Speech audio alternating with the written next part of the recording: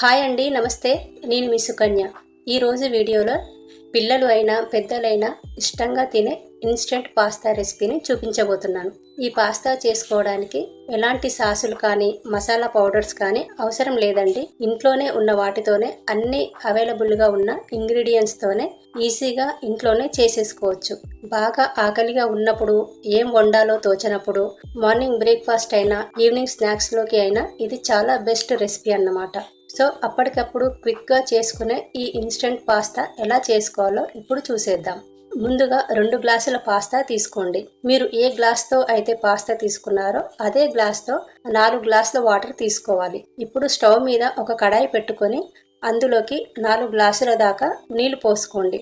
ఇందులోనే 1 table spoon oil పోసుకోండి. 1 table spoon దాకా ఉప్పు వేసి వాటర్ని కాగనివ్వండి. నీళ్లు మరుగుతున్నప్పుడు ఇందులోకి 2 గ్లాసుల దాకా ఇన్స్టెంట్ పాస్తా మనకు సూపర్ మార్కెట్లో దొరుకుతుంటాయి కదండి. సో వాటిని వేసుకోవాలి. ఈ పాస్తా వేసిన తర్వాత మంటను మీడియం ఫ్లేమ్లో పెట్టుకొని పాస్తాని ఉడికించుకోవాలి. ఒక 5 మినిట్స్ పాటు ఉడికిస్తే పాస్తా ఈజీగా కుక్ అయిపోతుంది.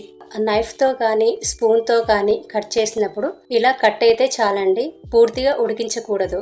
ఇలా పాస్తా ఉడికిపోయాక వెంటనే స్టెయినర్లోకి ట్రాన్స్ఫర్ చేసుకోవాలి. తరువాత దీనిపైన చల్లటి నీళ్లను పోసుకోవాలి. పాస్తా వేడికి ఓవర్గా కుక్ అవ్వకుండా, ఒకదానికొకటి అంటుకుపోకుండా ఇలా వాటర్ని వేసి ఒకసారి వాష్ చేసుకొని ఈ వాటర్ అంతా పోయేలాగా ఇలా కొంచెం కిందికి పైకి అనండి. ఇప్పుడు ఉడికించుకున్న పాస్తాని పక్కన పెట్టుకుని తర్వాత స్టవ్ మీద కడాయి పెట్టుకుని కడాయి వేడయ్యాక 2 టేబుల్ స్పూన్ల నూనె పోసుకోండి.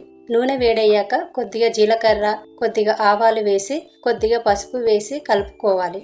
నెక్స్ట్ ఇందులో ఇప్పుడు మనం ఉడికించి పెట్టుకున్న పాస్తాను వేసి మంటను లో ఫ్లేమ్లో పెట్టి నిదానంగా కలుపుకోండి. మంటను హై ఫ్లేమ్లో పెడితే పాస్తా అంతా కడాయికి స్టిక్ అయిపోతుంది. నెక్స్ట్ మూత పెట్టి కొద్దిసేపు ఫ్రై అవ్వనివ్వండి. ఇలా కాస్త ఫ్రై అయ్యాక ఇందులోకి 1 టేబుల్ స్పూన్ కారం, 1 టేబుల్ స్పూన్ దాకా ఉప్పు వేసుకోండి. మనం ముందు ఉప్పు వేసి ఉడికించుకున్నాం కదా, దానికి తగ్గట్టు టేస్ట్కి సరిపడా ఉప్పు వేసుకోవాలి. నెక్స్ట్ ఇందులోకి కొద్దిగా జీరా పౌడర్, కొద్దిగా ధనియా పౌడర్ వేసి నిదానంగా మిక్స్ చేసుకోండి. ఇలా మధ్య మధ్యలో కలుపుతూ లైట్గా క్రిస్పీగా ఫ్రై అయ్యే వరకు వేపుకోండి. ఇలా కొంచెం క్రిస్పీగా అయ్యాక స్టవ్ ఆఫ్ చేసేసుకోండి. చూసారా, ఇలా ఒకదానికొకటి అంటుకుపోకుండా పొడి పొడిగా ఎంత చక్కగా వచ్చాయో. ఇప్పుడు ఒక ప్లేట్లోకి సర్వ్ చేసుకుందాం. ఫైనల్గా కొత్తిమీరని గార్నిష్ చేసుకొని నిమ్మరసంతోని తినేయడమే. ఇందులోకి కొత్తిమీర మంచి ఫ్లేవర్ ఇస్తుంది, అసలు స్కిప్ చేయొద్దు. మీకు ఇష్టమైతే ప్లేట్ మీద గ్రేట్ చేసుకున్న చీజ్ వేసుకొని కూడా సర్వ్ చేసుకోవచ్చు. సో ఈ పాస్తా చేసుకోవడం చాలా ఈజీ అన్నమాట. సాసులు ఏమి యూజ్ చేయకుండా అన్ని ఇంట్లో ఉండే ఇంగ్రీడియంట్స్ యూజ్ చేసి పాస్తాను ప్రిపేర్ చేసుకోవచ్చు. Simple, quick and tasty pasta రెసిపీని మీరు కూడా ఇంట్లో తప్పకుండా తయారు చేసి మీ ఫీడ్బ్యాక్ని కింద కామెంట్ సెక్షన్లో షేర్ చేసుకోండి. వీడియో నచ్చితే లైక్, షేర్, సబ్స్క్రైబ్ చేయండి. Thank you for watching.